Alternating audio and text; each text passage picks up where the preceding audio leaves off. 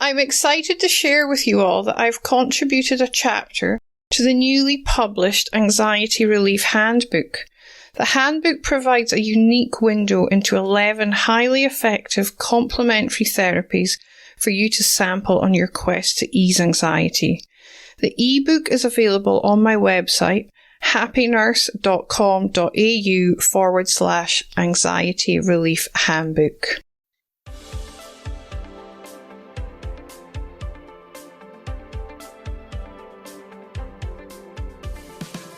Welcome to the Happy Nurse podcast. Nurses are the backbone of healthcare, always there to care for strangers as if they were one of their own, often forsaking special moments with their own family in order to ensure another's loved one is being cared for. As nurses, self-care is essential.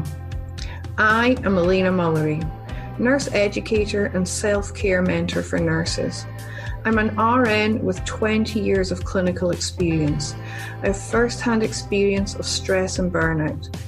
It was this experience which led me to develop a passion for personal development and pursue the study of mindfulness, meditation, hypnotherapy, and neuro-linguistic programming. Each episode, I will be promoting self-care strategies to those who always care for others. I have broken self-care down into 5 aspects: mental, emotional, physical, spiritual, and indulgence, to make it easy to ensure all your self-care needs are being met. Each episode, I will interview nurses and self-care gurus from around the world to help you with each aspect of your self-care. Welcome to the Happy Nurse podcast with Elaina Mullery. Hi everyone, welcome to the Happy Nurse podcast. Today I am really excited to have Zara Lord on the show with me. Zara is an intensive care nurse and the founder of a technology company called uPaged. She's worked in large tertiary referral hospitals in Brisbane and Sydney, in a rural hospital in remote northwest Queensland, and even spent some time volunteer nursing in Malawi in Africa. Zara founded uPaged almost 3.5 years ago to solve the multitude of problems that exist between agency nurses and hospitals. Today, nearly 3,000 nurses across Australia use uPaged as an online nursing portfolio to store their nursing credentials and showcase their expertise. uPaged also connects nurses to meaningful work in minutes. Zara is all about delivering value and enabling informed clinical decision-making. Also big on her agenda is delighting users with technology that doesn't require an in-service to learn, which all nurses know is a novelty in healthcare. Welcome to the show, Zara. It's lovely to have you on. Thank you for having me, Elaina. It's such a pleasure to be here. I love how you're kind of shaking up the recruitment sector in nursing and making it easier for nurses to connect with facilities. Thank you. There's a portion of the workforce that's always going to want flexible on-demand work. We're trying to bring meaning back to that, where a quality placement can be made, but not only in the placement, but the informed clinical decision-making that occurs with that decision is such a big part of it, because what one manager sees as a good match for their shift is different to what another manager or another department sees as a good match. So building technology that's specific to the needs of the varying different healthcare organizations and departments and specializations is something that's so important for me. I love it. I think it's such a clever idea. Thank you. Appreciate that. And as someone who does rostering, I can see how beneficial it would be. It's just, it's like gold. Someone like me. Well, I take my hat off to you in rostering, because I get calls from people in hospitals doing the rostering, and it's a battle. It's like a game of Tetris. You're constantly juggling moving pieces, and just when you have it sorted, someone calls in sick or another patient arrives. Likewise, I take my hat off to you with the juggle you have every day. Oh, thank you. I actually enjoy it in some weird kind of way. It's that challenge every fortnight to get it out. It's good fun. It's been a huge learning experience for me, actually. And it gives you a real insight into what goes on in the background when it comes to allocating skill mixes, especially. So I love what you do with your app, and that each nurse has their own portfolio so that they can be matched with the establishment.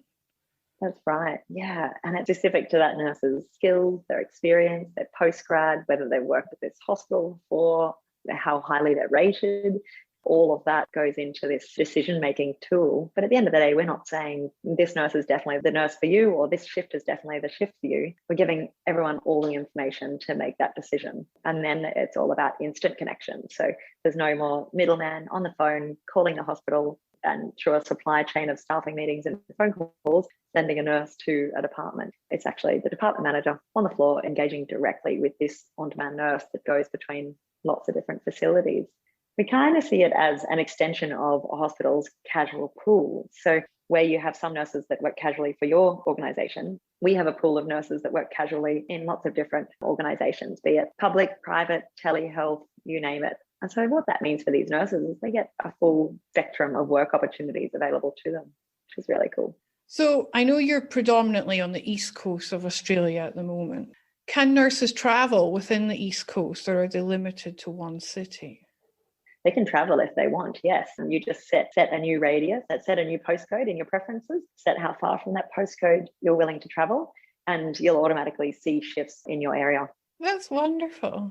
It's really empowering for the nurse and where she can go and work rather than being reliant on the agency to call them and allocate. Yeah, that's right. And even if you're just curious, say you want to take a trip to Byron and you think, maybe while I'm up there, let's see if there's any shifts on the platform. So I adjust my postcode to the Byron postcode. Like maybe I could jump in and do a shift at the Byron hospital and see what it's like. Maybe I'll do a sea change and move up there. And that's that. I'll segue just briefly into one of the other functions of the platform is that because we're a marketplace and we don't own the nurses, if you'll excuse the term, in the way that they're not our employees. We're not deciding who goes where. We facilitate meaningful connections and we actually support the transition to permanent in like a try before you buy. So a nurse can go and test out a bunch of different hospitals and find a place that they really resonate with, nice staff, great culture, interesting patients. And they can see what that's actually like on the ground level before they go and transition across to permanent. I think that's a much more meaningful way of finding a permanent placement than it is going to a job interview and only meeting the manager, having a tour of the department before you decide if you're going to sign a permanent employment contract with them. I like that way of looking at it. You kind of try before you buy, because it's such a huge decision when you decide to change jobs. So if you've got a feel for where you're heading, then it makes it much less stressful. Yeah, exactly. And because of the platform being set up under that premise, everywhere that our nurses go, they're being really warmly received by the hospital managers because they're all like, oh, maybe this nurse will come and work for us full time. So it creates this beautiful relationship where they're instantly much more warm on each other, not just because they're getting a rating and testimonial, but because this nurse might come and work here as one of our permanent nurses. Yeah, that's wonderful. And do facilities get to leave feedback on nurses' profiles so they can see what they've been doing elsewhere? Yeah, that's right. And sometimes it's constructive. It's mostly really positive feedback. I kind of wouldn't mind if there was a bit more constructive feedback in there because it makes it more meaningful. And the nurses, well, you know what it's like. You do such personal work for people. It's nice to get that confirmation, like, thanks so much for coming. It was a really busy day. Probably could improve on your time management, but you're in a new facility and we're here to support your work. I totally get it. That ability to provide that feedback. We also, the hospitals provide the nurses rating in 3 categories. So that's time management, communication, and competence. So that way we can track if a nurse is always getting marked down on their time management, we can start sending them CPD opportunities that can help and support them to improve on their time management. So that whole world is kind of limitless to how much we can support someone in their growth. And then a bit of like blue sky thinking, as we mature, we'd love to be like not just the Amazon of the nursing workforce, but the Google Maps of the workforce. So a nurse sets their destination, like where they want to go to in their career. And the platform can intelligently suggest, here's some work opportunities for you, and here's some training opportunities and things in your area that can help get you to be an anaesthetic nurse eventually. That's wonderful. And it's putting the power back in the nurse's hands with someone kind of almost holding their hand along the way, giving them the encouragement and the support that they need, and identifying those areas that there's maybe a gap in their knowledge that they need to fill. So exactly. I love that. That's wonderful. Thank you. I know you're a big advocate for reducing nurse burnout, and I see this as an amazing way to help with that ongoing problem that we have, because you really are empowering the nurses. I hope so. That's what all of our discussions with our developers and our entire team in here, we all talk about what's going to have the most meaningful impact. What's going to change someone's day? How's it going to be received by them? So yeah, it's a really big part of it. Now, look, by no means am I an advocate saying everyone should come and do on-demand work, because it's not suited to everyone. But there's a portion of the population that want that flexibility. They want to be able to have new experiences, broaden their skills, see new facilities. And I think this offers it in a really meaningful way that's just, different to the current way. Definitely does. And like we were chatting beforehand, and I shared with you that agency work just scares me. Like I've steered away from it my whole career because I don't like the unpredictability of it. But that's just me. And you're making me look at it in a different way right now, listening to you explain how your app works. So it's very clever, and I think it's very forward thinking as well. Thank you. And it's kind of a beautiful way to transition maybe out of the more traditional routes of nurse recruitment. Yeah, I think so. And just seeing what else is available to someone out there. So being able to broaden your skills. I've always been under the firm belief that in nursing, you have different ways you build your value, that you build your profile. And that's either you stay in one specialty and you become a nurse specialist in that area, and you become really valuable in that area. You're like the go-to nurse that everyone comes to if they need to learn how to set up a ventilator or do a particular skill. Or there's another type of nurse that is the jack of all trades, and they can step into a cardiology unit and still run telemetry. They can go into an ICU and look after an HDU patient. And their diversity of skill is a big part of what makes that nurse the nurse they are. But under both directions, whichever way you choose to go, as soon as you step into on-demand work, all of that previous history is just for very little, because you become a number to fill a position. Now, the agencies do as good as they can to get the right match into a shift. But the way that message is communicated is just that Zara Lord, 7 a.m. to 3:30 p.m. is all that's received on the floor. So the team leader allocating doesn't know whether Zara has 2 years or 8 years of ICU experience. And in some cases, we got aged care nurses in the ICU. Now, that's fine if there's no other nurses, but we should have known about it in advance so that we could allocate her appropriately, support her, not make her feel quite so scared when she arrived in this big intensive care unit. That the information piece in there is really key to make sure the nurse gets the support and patients get competent care. Oh my God, you probably saw my eyes go shocked when you said an aged care nurse got put in intensive care. I was like, oh my, like that's my big fear, being put out of my comfort zone, because I'm one of those nurses who went into theatres 6 months out of uni, and I've been there 20 years now. It's where that's my home. That's awesome. That's just the kind of nurse I am. And to think about going and working in a medical admissions unit, I'm like, no. Because I would just be hopeless. My skills are so honed to theatre now and recovery. But yeah, I love what you're offering people the opportunity to do, and to have their skill sets recognised and be diverse. Because nursing's such a diverse career, isn't it? I mean, there's so many different opportunities out there and different kind of nursing. And I mean, it's my nursing that brought me to Australia. I wouldn't be, that's what got me my visa. And I'm forever grateful for that.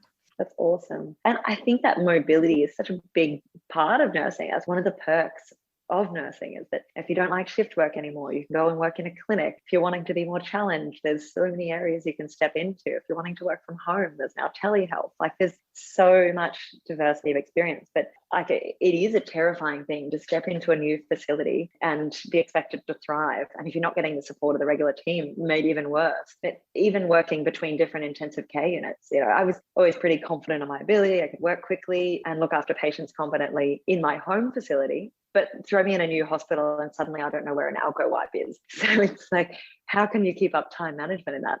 But it's funny, like you start to see the patterns in the way departments are laid out, and that, okay, this is not how we write medical orders, the kind of software or paperwork that we write medical orders in or notes in, but it's kind of similar to something I've used before. So you learn that adaptability. That is, I think, it's almost like a specialization of its own, that on-demand nursing, that ability to jump into new areas and figure it out. Yeah, most definitely. It's the paperwork, I think. You know how to do the role, as you said, but it's where's the equipment and what's the paperwork, because it differs from every facility. And now even with ICT and the breadth of software programs that nurses use, we've actually just recently incorporated that into our profiles, is what technology do you have experience in using? Because there's some hospitals that are like, we can't book a nurse in the ICU unless they have Metavision experience. So then we're like, well, we need to profile that, because that's now a big part of a nurse's skill set. I've never had to deal with the e-health records, I've not. All paper? I'm all paper where I am. Okay. I'm quite happy about it. Look, there's pros and cons. Yeah, definitely. But yeah, I'm like the electronic health stuff, I'm like, that would be a whole minefield getting to know that. It's a beast. And there's perks of it. Like I love being able to search notes, like search for words in notes. I like being able to read medical notes. That's always a perk. But then a lot of our technology in the healthcare sector was built for the financial sector, or built by the financial sector. So there's things like when we released our new records for intensive care, I remember that a normal Waterloo score without any abnormalities, so I think in this particular case it was a 26-year-old bloke, it was 92 clicks to complete a Waterloo score. Oh my goodness. Without any abnormalities. So you get to the end of the day, and just to be so confident writing your notes on a patient, because in ICU you only have one patient, so you knew everything about them. Whereas when they first released the electronic records, I'd get to the end of the day and you're like, I actually haven't looked at my patient that much today, and it felt really unusual. Now we got better at that, and it all adjusted, but it's definitely a process. Yeah, I can imagine. I'll maybe cross that bridge one day. But yeah, at the moment I'm still with paper, which I'm good with. Fair enough. Don't fix what ain't broke. So I'm all about self-care and promoting self-care to the nursing workforce. I love the work that you're doing. Oh, thank you. Sorry, I love the work you're doing. It's so important, and it needs to be a more commonly spoken about topic, because we all aren't born with the tools, and there are so many tools out there, but I love the work you're doing, so thank you. Oh, thank you, Zara. I speak about having non-negotiables in my self-care to make sure that I am doing it every day. What would be your non-negotiable? A big one for me, strangely enough, because I'm actually naturally introverted, but a big one for me is catching up with friends. They make everything seem okay, because I think you don't have to scratch far below the surface to know that everyone's got stuff going on. I've all got challenges, whether it's financial or family or mental health or what. Everyone's going through it, and knowing that you're not alone. I think any personal challenges can be very isolating. And if you think you're by yourself, I find it way more difficult to get through it.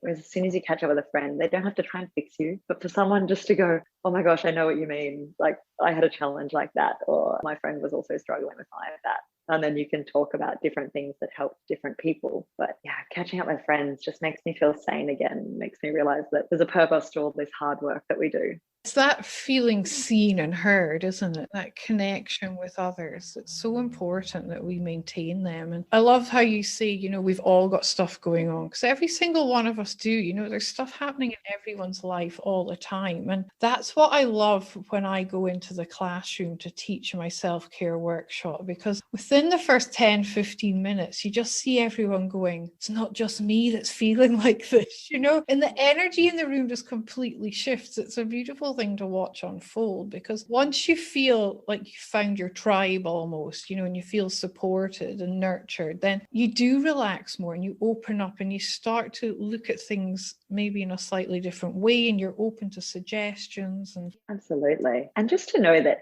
you're not a weirdo because you have negative thoughts.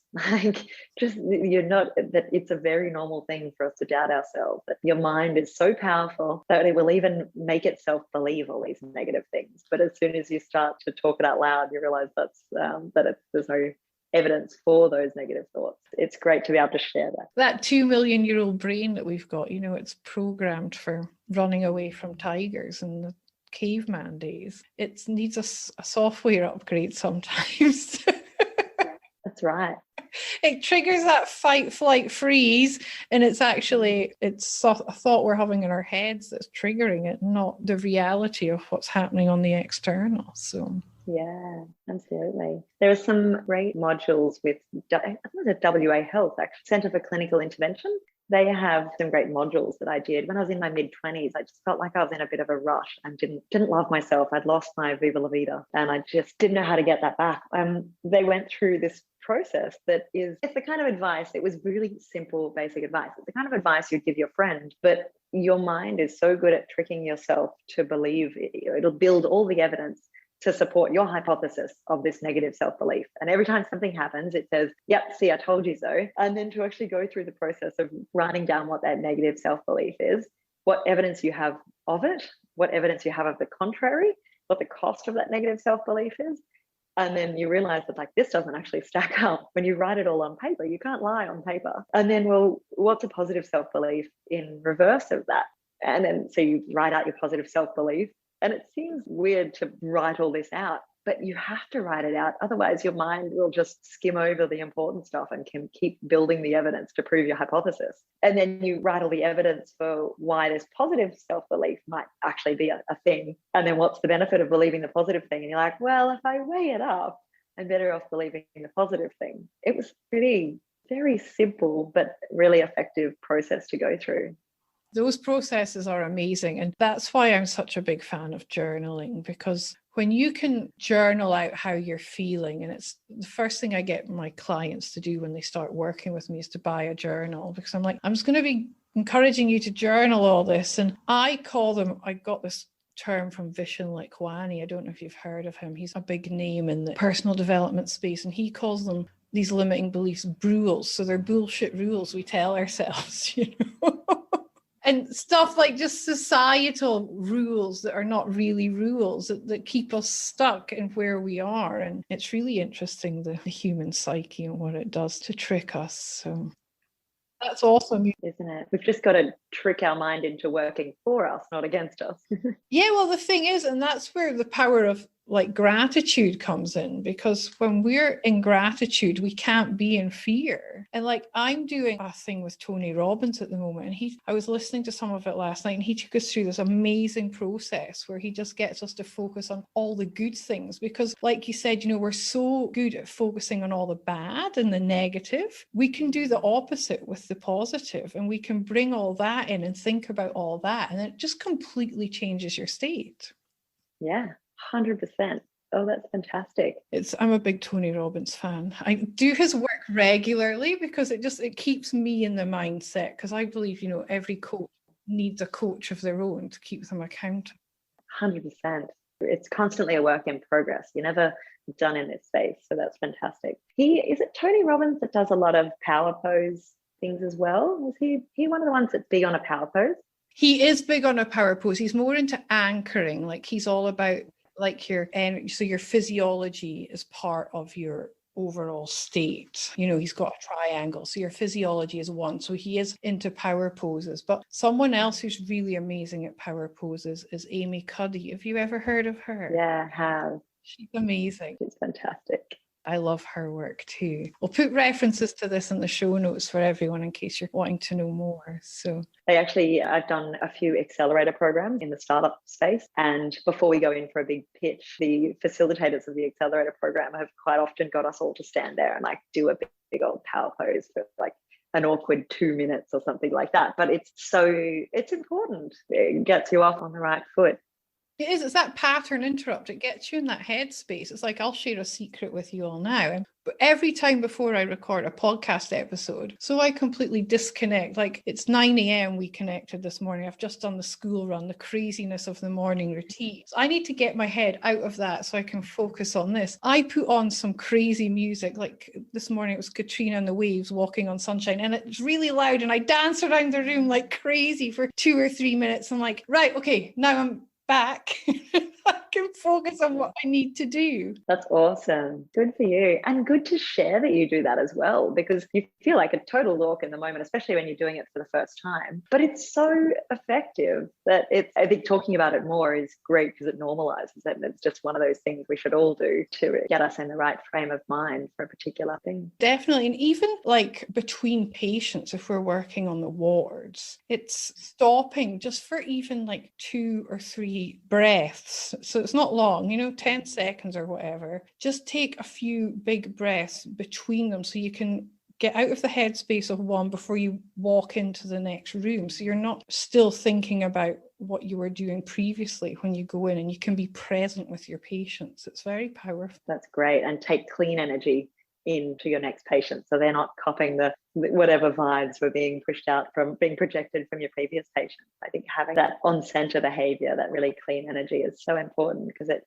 like you say, focuses you on that person and not with the previous stuff. Yeah, you can be completely present with where you are, who you're with. So it's just one of these powerful little tips, Yeah, fantastic. If you enjoy meditating, or you would like to give meditation a try, why not head on over to happynurse.com.au/meditation to download my free guided meditation for stress and anxiety relief. It's 12 minutes of pure self-care. I always speak about being the best versions of ourselves, and that's where self-care comes in, because if we're looking after ourselves and always striving to be the best versions of ourselves, we're turning up as the best nurse we can be. And that's for our patients, for our colleagues, for the multidisciplinary team. And we come home in a different frame of mind as well. And we turn up differently to our friends and loved ones. Who or what inspires you to be the best version of yourself, Zara? I think it's different. One of my friends, I couldn't tell you. I definitely go to different friends for different kinds of support, but they inspire me so much. Some of them for their gentleness, some of them for their generosity in time and what they give emotionally, some of them because they're just absolutely, they're so successful and they just don't question it. I have some friends where I think when I'm writing an email, I think, what would Mark do? How would Mark write this email? He would just ask the question. It would just be to the point. And it makes me let go of all my other stories, because it's a bit of, I suppose, fake it till you make it. We don't have all the tools, but if I can pull in little bits of how my other friends, I see them winning at certain things that they do. Now, that's not to say they're all perfect, but if I can see that, Mark's really confident or really capable in getting the things done that he needs to do, or having wins in certain areas, I often try and impersonate that and think about how I find that really inspiring. And it helps me to project what I'm doing in the right way. So I don't think it's probably like a bit of a broad stroke answer for you there, sorry, but I really think my network inspires me so much. Do you know, it makes so much sense, because success leaves clues. So you follow the ones who are successful and really look at what they're doing and why they're doing it and how they've got to where they are, because that's where the information, where the knowledge, the learning comes from. Exactly. And it's not to put one person up on a pedestal. It's to be like, hey, my friend Sam she's really good at keeping in touch with her friends. And I know I'm not very good at that. So I'll follow her lead a bit and try and pick up some of the ways that she's able to keep in touch with friends and still create that closeness when you're distracted with everything else going on. It's more taking snapshots of what I see other people doing really well and thinking, I'd love to incorporate that kind of win into my life. Because at the end of the day, we get the life that we want. We can craft that. It's just about being constantly evolving and pulling out the parts of life that we're like, yep, I want to put that in my box of tricks. I want to put that in my toolbox. We become the average of the 5 people we spend the most time with. Yeah, that's so true. So it's very important to be wise about who you're spending your time with, because they have a huge impact on you, whether you realize it or not. So yeah, I love that that you've got different friends you can go to for different things, and it makes lots of sense. Sometimes if you just need a hard truth, you know exactly the people to go to who are going to give me straight up feedback with all the best intentions. Yeah, they do it with love, don't they? But it's what you need to hear sometimes to get you back into, out of your head and that critical mind, like critical self-talk, and back into looking at opportunities. Exactly. So when I first started promoting self-care to nurses, I realized very quickly it gets associated with things like, bubble baths, trips to the day spa. And I was like, no, there's so much more to it, guys. How am I going to do this? So I broke it down into 5 different aspects. And I look at the mental, emotional, the physical, the spiritual, and what I call the indulgent aspects of self-care. So the day spas, and etc. What is your idea of indulgent self-care? I love this.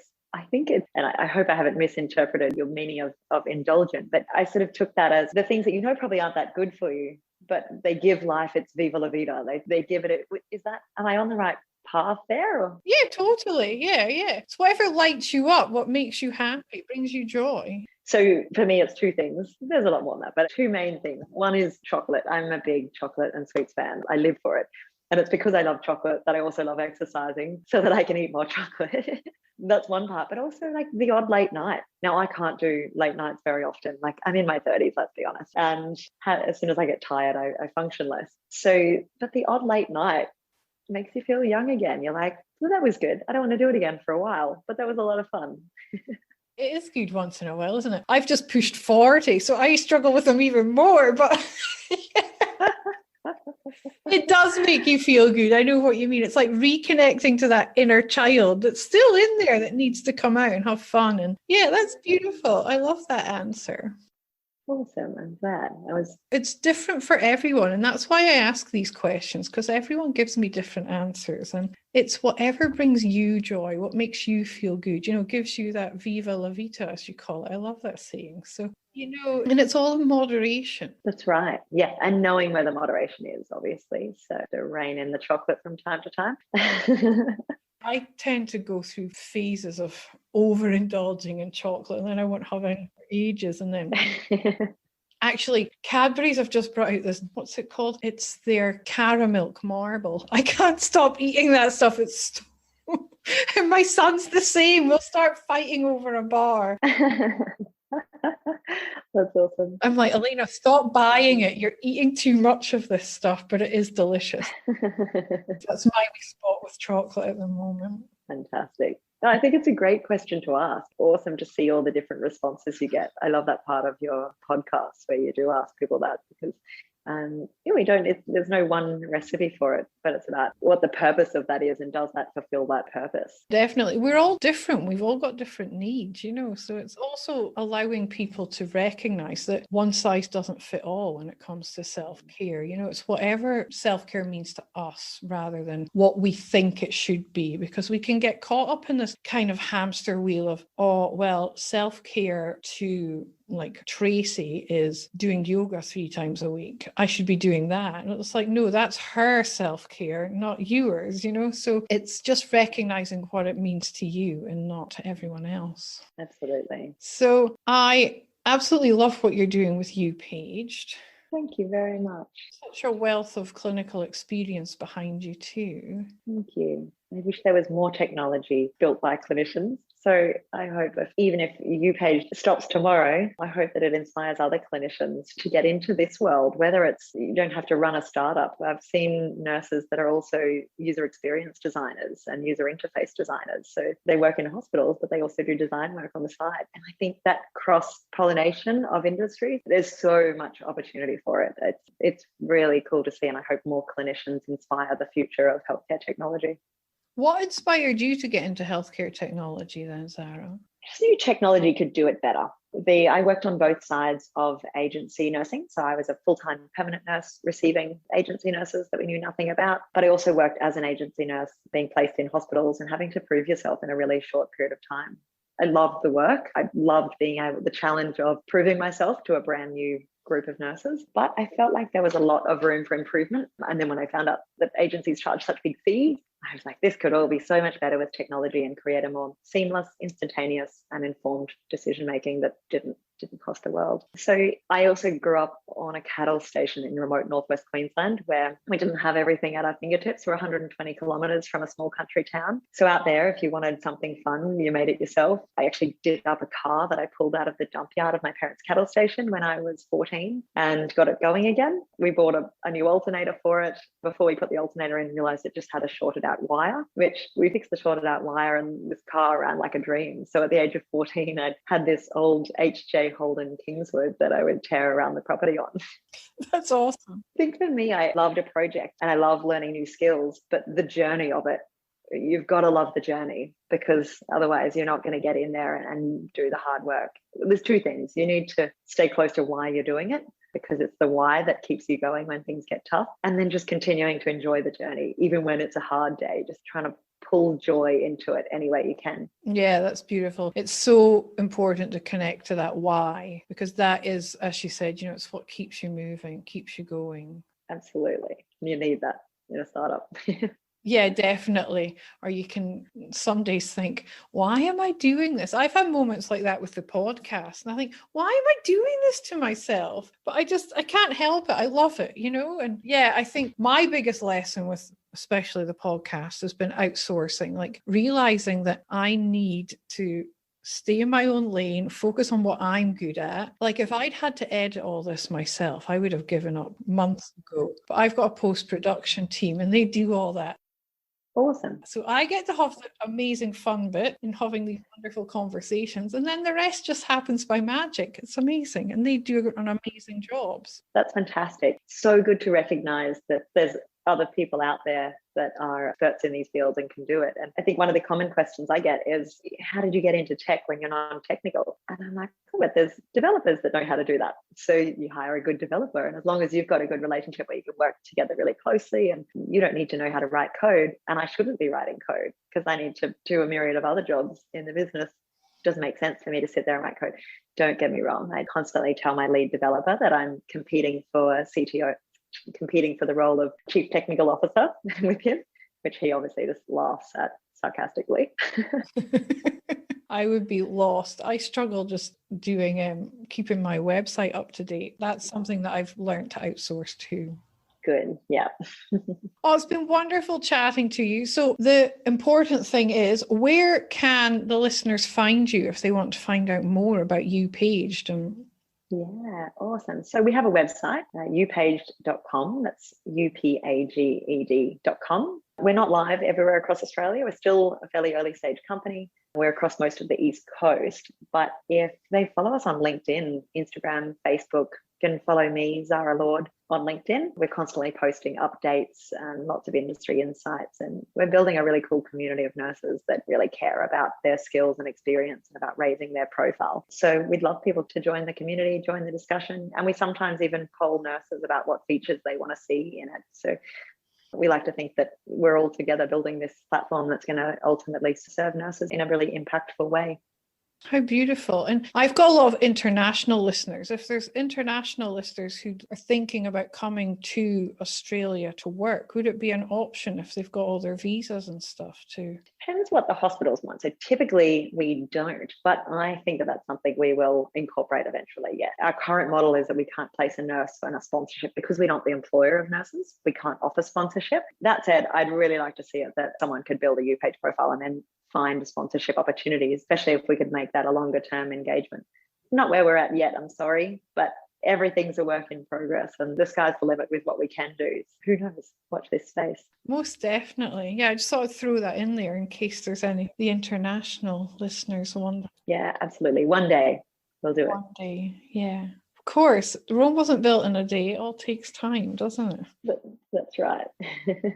Well, it's been awesome chatting to you. I will put all those links to your socials and your website in the show notes so everyone can find them there as well if they want to reach out or find out more. And thank you, Elaina.